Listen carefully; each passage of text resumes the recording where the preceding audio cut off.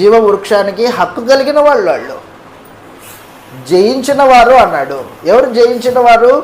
లోకాన్ని జయించిన వారు. విశ్వాసం ద్వారా లోకాన్ని జయించారు. 2, పాపాన్ని జయించారు. కృష్ణ ప్రభు రక్తం చేత పాపాన్ని జయించారు. లోకము, పాపము, ఆ తర్వాత మరణ భయం లేని స్థితి ఏర్పాటు చేశాడు. మరణాన్ని జయించిన వాళ్ళు.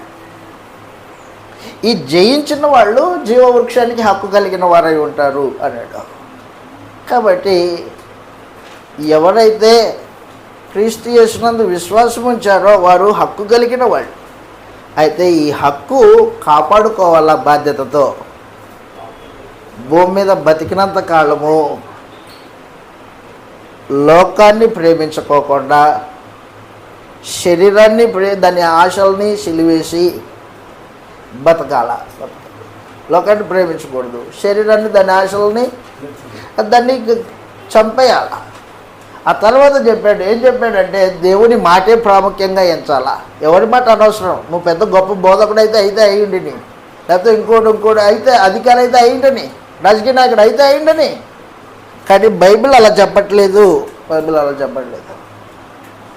కాబట్టి ఎవరి మాట కన్నా, వాడు ఎంత అధికారి అయినా వాడి మాట కన్నా కృష్ణ ప్రభువు మాట, దేవుని మాటకి ప్రాముఖ్యత ఇచ్చేవాడు నిత్య జీవానికి హక్కు కోల్పోడు. రెండవది, ఆజ్ఞలలో నిల్చుండాల. లోకస్తులతో సహవాసం చేయకూడదు. లోకంతో పొత్తు పెట్టుకోకూడదు.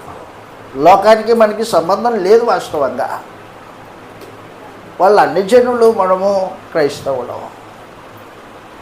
అన్ని జనులు నడుచుకునేటట్టు మనం ఇక మీద నడుచుకోకూడదు అని చెప్పేశాడు.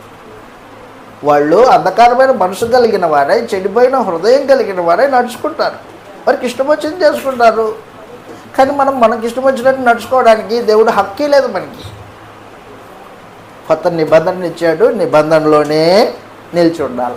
నిబంధన ప్రకారంగానే బతకాల. జీవ వృక్షానికి హక్కు కలిగిన వాళ్ళు తెల్లని వస్త్రాలు ధరించుకుంటారు అన్నాడు. ఆ తెల్లని వస్త్రాలే బాప్తిస్మంలో దేవుడు అనుగ్రహించే నీతి, రక్షణ అనే వస్త్రాలు. 12 గుమ్మాలు అన్నాడే. గుమ్మముల గుండా పట్టణంలో ప్రవేశించి